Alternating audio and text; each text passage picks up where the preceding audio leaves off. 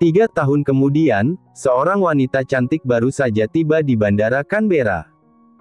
Setelah datang dari bandara, ia tiba di sebuah apartemen yang berada di pusat kota. Begitu memasuki rumah, ponsel di sakunya berdering. "Kau kembali ke Australia?" tanya seorang pria dengan suara lembut di ujung panggilan. "Iya, aku mendapatkan tawaran kerja yang bagus di sini. Jangan khawatir, sangat kecil kemungkinan aku akan bertemu dengan Arka karena dia ada di Sydney bukan Canberra.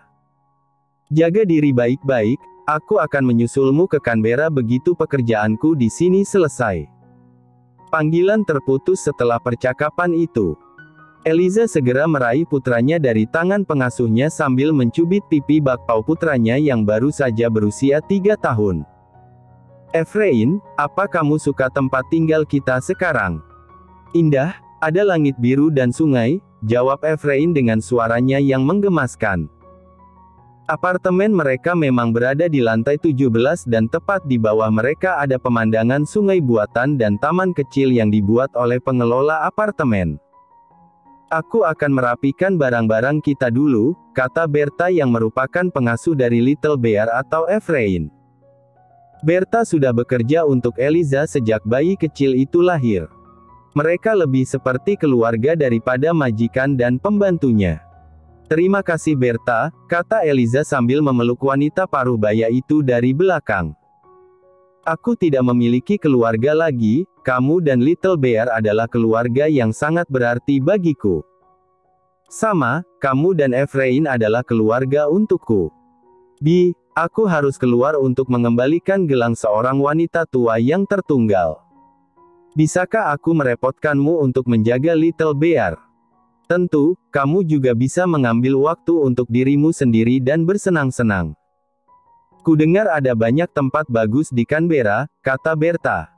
"Kamu berkata seolah sudah sering ke sini, bukankah ini perjalanan pertamamu?" Berta tersenyum tipis. "Aku sudah banyak mencari tahu tentang Canberra sebelum kita datang ke sini."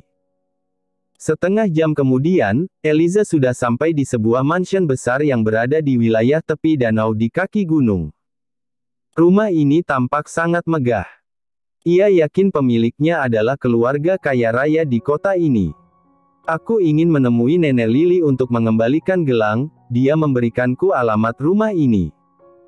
Penjaga keamanan mengangguk sebelum mengambil telepon di pos penjagaannya untuk menghubungi ketua pelayan. Pintu gerbang terbuka tak lama kemudian. "Berjalanlah masuk, seorang pelayan akan membawamu bertemu dengan orang yang kamu maksud." Eliza berjalan masuk. Setelah berjalan sebentar, seorang dengan pakaian pelayan menghampirinya dan membawanya ke ruang tamu. "Silakan tunggu di sini," kata pelayan itu. "Bukankah akan kurang ajar jika aku menunggu di sini? Aku akan berdiri saja di luar, jika pemilik rumah ini tahu ia mungkin tak akan menyukainya." "Tidak, ia sudah meminta agar kamu menunggu di sini." Tak lama setelah Eliza duduk, seorang wanita tua masuk dari pintu samping. Di belakangnya ada 2 pelayan yang membawa banyak bunga di pelukan mereka yang sepertinya baru saja dipetik dari halaman rumah ini. "Gadis cantik, kamu sudah sampai di Canberra?" tanya Lily dengan semangat. Eliza mengangguk dengan gerakan yang kaku. Ia mengira status Lily di rumah ini mungkin hanya seorang pembantu atau asisten, tapi dari apa yang saat ini ia lihat, ia bisa menebak bahwa Lily adalah nyonya besar di rumah ini. Pantas saja ia disuruh menunggu di ruang tamu. "Aku ingin mengembalikan gelangmu yang tertinggal di mobilku ketika mengunjungi Swiss saat itu." Eliza mengeluarkan kantung kecil dari tasnya. Di dalamnya ada sebuah gelang giok berwarna hijau yang indah. "Kamu wanita yang baik, padahal aku hanya orang asing yang tersesat di jalan saat itu, namun kamu tidak hanya mengantarku kembali ke hotel tapi juga mengembalikan barangku." 5 bulan lalu, wanita tua di depannya hampir membeku kedinginan di sebuah jalan. Saat Eliza menghampirinya, Lily mengatakan bahwa ia tersesat. Eliza mengantarkannya ke hotel setelah sebelumnya wanita tua ini mengatakan lapar dan kemudian Eliza mentraktirnya makan siang. Namun, gelang giok Lily tertinggal di mobilnya. Pagi hari, Eliza baru menyadari hal itu dan segera mengantarnya ke hotel tempat ia mengantarkan wanita tua ini kemarin, namun Lily sudah check out. Ia hanya mendapatkan nomor ponsel wanita tua ini. Saat Eliza berkata akan mengirimnya dengan jasa ekspedisi, Lily menolaknya karena mengatakan bahwa itu gelang penting dan ingin Eliza mengantarnya sendiri ketika berkunjung di Canberra. Kebetulan aku mendapatkan pekerjaan di sini jadi aku berniat untuk sekalian mengantarkannya pada Anda. Lily tersenyum. Eliza lalu mengulurkan gelang giok itu kembali padanya. Saat ini, seorang pria muda turun dari tangga oval. Ia mengenakan jas mahal yang sesuai dengan bentuk tubuhnya. Wajah pria itu tampan dengan bentuk tubuh yang memukau. Eliza hanya melirik sekilas lalu memalingkan pandangannya. Ia bukan lagi gadis muda yang akan berdegup dengan kencang ketika dihadapkan visual seperti itu karena sekarang ia adalah wanita yang telah bercerai dan memiliki anak. Nenek memiliki tamu. Tanya Kelvin yang duduk menghampiri mereka di sofa. Lily menatap cucunya dengan wajah tak percaya. Kelvin adalah pria yang dingin dan cuek. Ia biasanya tidak peduli dengan tamu yang wanita tua ini miliki, namun ia heran kenapa Kelvin sekarang duduk bersama mereka. Seseorang mengantarkan gelang giok nenek yang tertinggal saat perjalanan kita di Swiss, kata wanita tua itu sambil membelai gelangnya. Ia wanita yang baik bukan?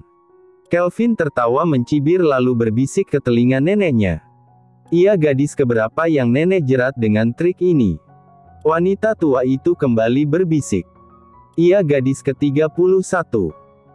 Percayalah, hanya ia satu-satunya yang memperlakukan wanita tua asing dengan baik bahkan mengembalikan gelang giok ketika ia bisa saja menjualnya untuk keuntungan pribadi.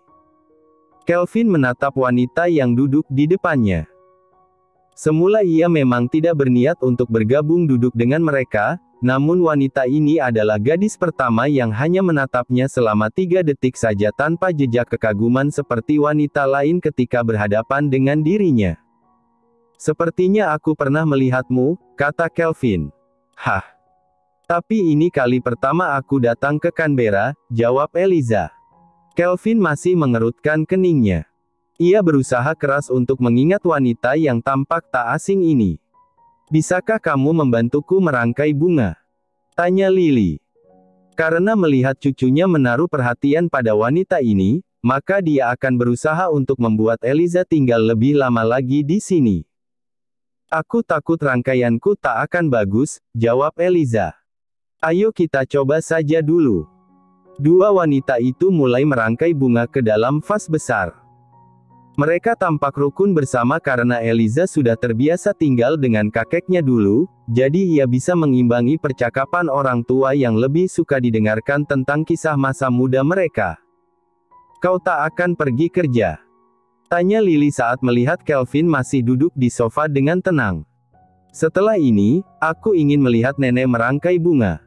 Lily menaikkan sudut bibirnya. Cucunya selama ini tak pernah tertarik dengan apa yang ia lakukan, namun sepertinya kehadiran Eliza cukup untuk menarik perhatian cucunya yang selama ini tidak tertarik pada wanita. 10 menit kemudian, Eliza sudah menyelesaikan rangkaian bunganya. Mata Lily sangat cerah melihat bunga-bunga yang kini membentuk rumpun indah. Kamu sangat pintar merangkai bunga rupanya. Saat dulu aku tinggal bersama kakek di Sydney, aku sering merangkai bunga dari taman kami untuknya. Kelvin yang sejak tadi berpikir keras akhirnya mulai teringat siapa wanita di depannya. Ah benar, Sydney. Jadi dia adalah wanita 4 tahun lalu, gumam Kelvin. Ia sepertinya sama sekali tidak mengingatku atau ia sedang berpura-pura lupa. Nyonya Lily, kalau begitu aku pamit untuk pergi. Baik, hati-hati di jalan dan berkunjunglah jika kamu memiliki waktu. Eliza mengangguk kemudian berdiri. Kelvin juga berdiri untuk mengikuti wanita itu hingga depan rumah. Aku akan mengantarmu, di sini adalah wilayah perumahan elit yang tidak mudah untuk mendapatkan taksi. Eliza membeku. Tidak apa, aku akan menggunakan aplikasi penjemputan. Aku tak akan memakanmu. Masuklah. Eliza hendak masuk ke kursi penumpang depan di samping kursi sopir, namun Kelvin tiba-tiba berdeham.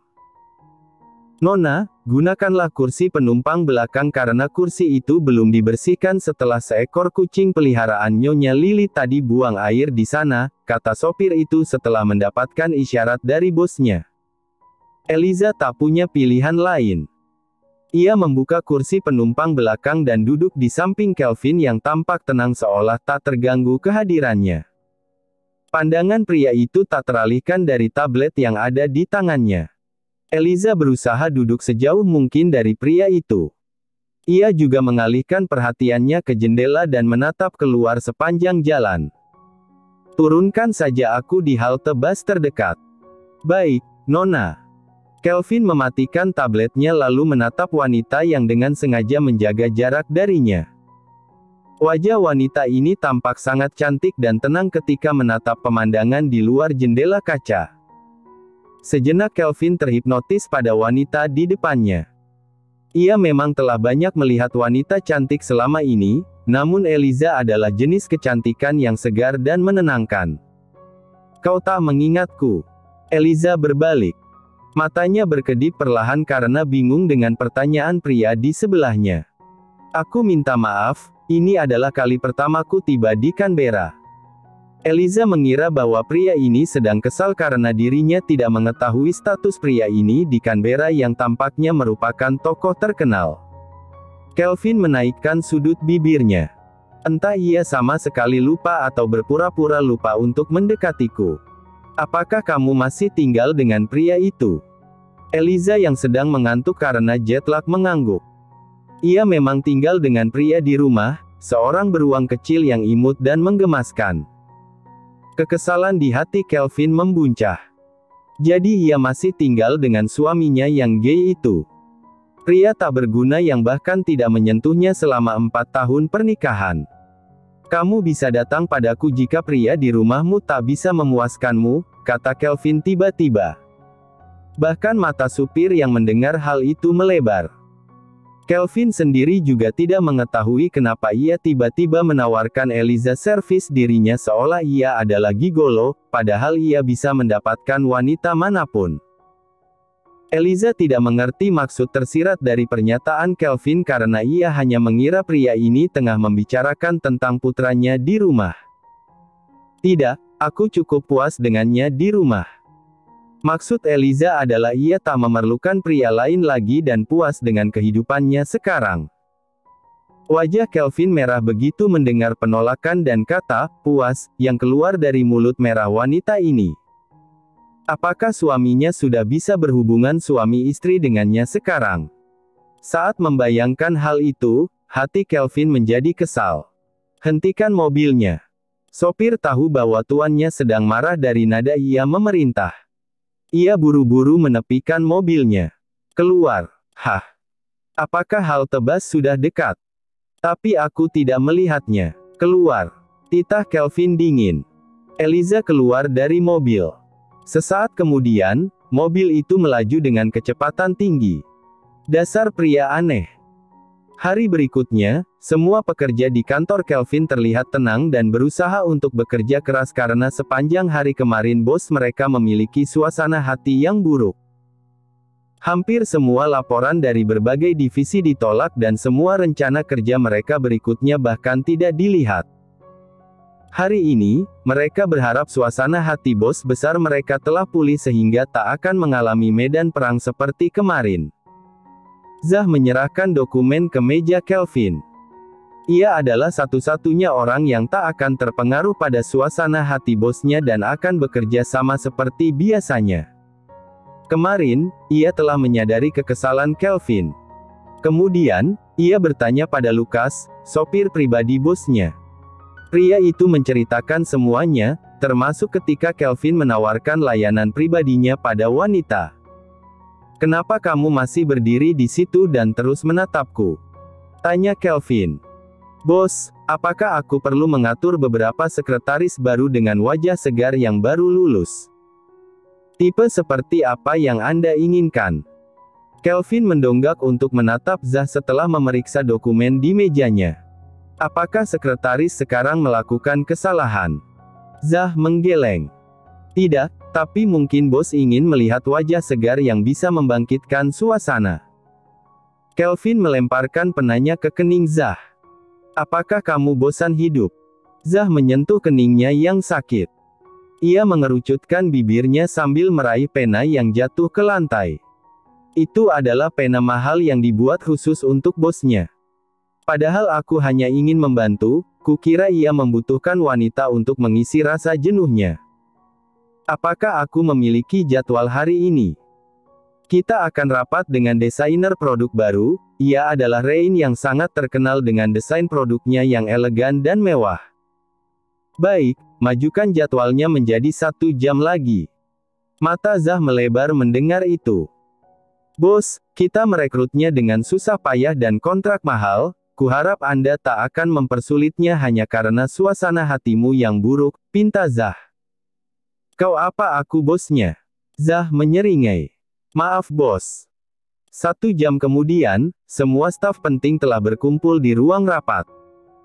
Kelvin sudah berada di sana, namun protagonis utama rapat ini diadakan belum juga datang. Meski Kelvin baru saja duduk dan terhitung belum 5 menit, namun semua orang merasa tertekan begitu melihat wajah gelap bosnya.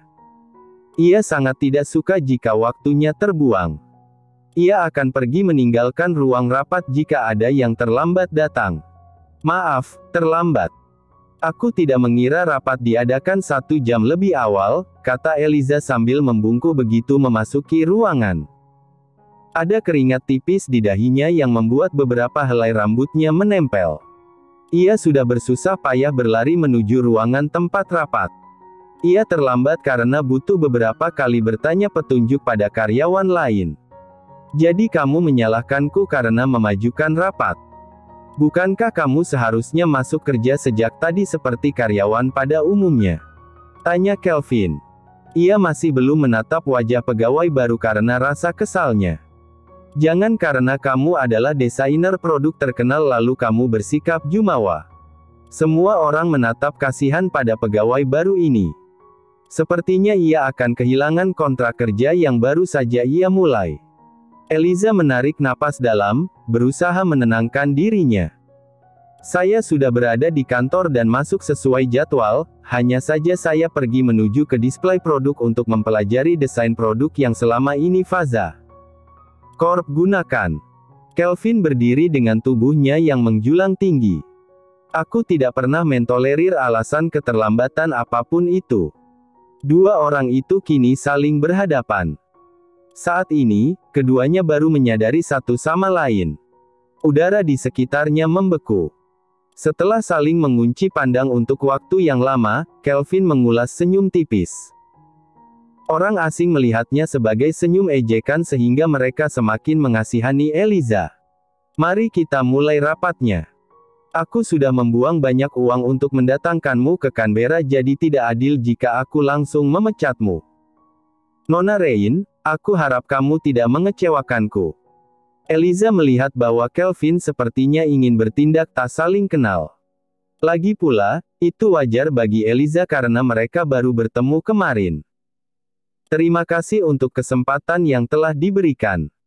Rapat dimulai selama 1 jam. Eliza bisa menguasai pembicaraan dan menampilkan desain produk yang segar namun tak mengubah karakter dasar dari produk elektronik Faza. Sepanjang pertemuan, Kelvin tak pernah mengalihkan perhatiannya dari sosok wanita dengan tubuh ramping yang tampak menawan menggunakan setelan bisnis. Imajinasi Kelvin menjadi liar saat menatap keindahan di depannya, namun wajah Kelvin tetap tenang dan dingin sama seperti biasanya. Aku sekarang tahu kenapa Kenan sering membesar-besarkan tentang betapa menyenangkan melakukan adegan intim di tempat kerja dengan wanita yang mengenakan setelan bisnis. Rapat selesai tak lama kemudian. Semua orang kagum dengan penampilan Eliza dan bertepuk tangan, namun bos mereka tampak tak terpengaruh. Kelvin kembali ke kantornya tanpa mengatakan apapun, membuat Eliza tidak mengetahui apakah rancangannya disetujui. Jangan khawatir, Nona Rain, diamnya Tuan Kelvin adalah tanda setuju karena jika ia tidak puas, ia hanya akan melempar kembali proposal menggunakan beberapa patah kata, perbaiki. Ini buruk. Semua yang ada di sini sampah. Begitulah cara ia jika menolak laporan atau proposal kami selama ini, kata Yves, asisten baru yang ditunjuk untuk membantu Eliza. Ia sudah 1 tahun bekerja di sini, jadi sudah mengetahui tentang kebiasaan Kelvin. Eliza menarik napas lega. Syukurlah, kupikir ia tidak menyukainya dari cara ia bertindak. Eliza berjalan keluar dari ruang rapat, namun ia segera dicegat oleh Zah. Anda diminta untuk ke kantor Presdir sekarang. Baik. Eliza berjalan mengikuti langkah Zah. Ia hanya mengantar gadis itu dari depan pintu dan membiarkannya masuk sendiri. Setelah Eliza masuk, Zah menutup pintu ruang Presdir secara sukarela. Kelvin sedang berdiri di depan jendela dinding kaca, menatap pemandangan di luar dengan 2 tangan yang ia masukkan ke sakunya. Pria itu berbalik begitu menyadari kehadiran Eliza. Rain, aku tidak menyangka kamu adalah wanita dengan penuh kejutan, kata Kelvin sambil berjalan mendekat ke arah Eliza. Cara Kelvin memandangnya membuat Eliza mundur hingga ia hampir terjatuh. Kelvin segera mengalungkan salah satu lengannya ke pinggang ramping Eliza untuk menahannya. Posisi itu menutup jarak di antara mereka. Jantung Eliza berdetak dengan kencang. Ia sudah 3 tahun tidak pernah begitu intim dengan pria sehingga tubuhnya buru-buru berusaha untuk mengeluarkan diri dari Kelvin. Tuan Kelvin, lepaskan saya. Ini sangat tidak pantas. Pinta Eliza dengan gigi terkatup. Kelvin semakin mendekatkan wajahnya ke muka Eliza hingga napas mereka saling bersentuhan. Apa kamu benar-benar tidak mengingatku? Eliza menatap pria ini lekat-lekat. Karena Kelvin terus bertanya itu, ia kini mengamati wajahnya dengan lebih jelas. Kelvin mengangkat sudut mulutnya ketika melihat mata almond wanita ini menatapnya. Saat ini, sebuah ledakan terbentuk di otak Eliza. Senyum itu mengingatkannya pada senyum putranya. Semakin ia mengamati wajah Kelvin, semakin terlihat dengan jelas kemiripan mereka. Punggung Eliza basah oleh keringat dingin dan tubuhnya mulai gemetar. Mungkinkah Kelvin adalah ayah dari Efrain? Eliza lalu menggeleng, menolak gagasan itu. Tidak. Mungkin saja Efrain justru adik Kelvin dan pria di hotel itu adalah ayah dari Kelvin atau mungkin kakaknya. Eliza menjadi linglung. Wajahnya pucat saat membayangkan semua kemungkinan itu. Ia harus mencari tahu semuanya dengan jelas. Kamu mengingatnya sekarang. Jika kamu tidak mengingatnya, maka aku akan membantumu mengingat sedikit hal yang pernah kita bagikan. Mata Eliza melebar. Perkataan Kelvin telah menjernihkan semuanya. Pria di depan ini adalah ayah Efrain. Saat ia masih belum siap dengan kenyataan itu, mulut predator berdarah panas sudah mengunci bibirnya dan memburunya seperti tiran. Eliza berjuang untuk melepaskan diri, namun ia kalah dalam hal kekuatan. Dia akhirnya menggigit bibir pria itu. Kelvin mendesis kesakitan sambil melepaskan bibir mereka. Ia bisa mencium aroma besi di bibirnya. Saat punggung tangannya menyeka bibirnya, ia melihat jejak darah di sana. Eliza gemetar ketakutan. Ia merasa bersalah sekaligus ketakutan. Aku akan mengirim surat pengunduran diri. Eliza lari dari ruangan itu sambil menutupi bibirnya dengan kertas yang ia bawa tadi lalu menuju ke kamar mandi. Ia segera membasuh bibirnya berkali-kali dengan air, sambil bergumam. Aku harus pergi dari sini. Jika ia tahu tentang Little Bear, maka lelaki itu akan mengambilnya dariku. Aku tak akan bisa bersaing memenangkan hak asuh dari pria berkuasa seperti dia, gumam Eliza dengan tubuhnya yang masih gemetar. Zah masuk ke ruangan Kelvin begitu mendapatkan panggilan dari bosnya. Ia melihat tumpukan tisu yang dibasahi darah dan bibirnya terlihat jejak luka. Ia bisa menebak bahwa Kelvin baru saja mendapatkan gigitan.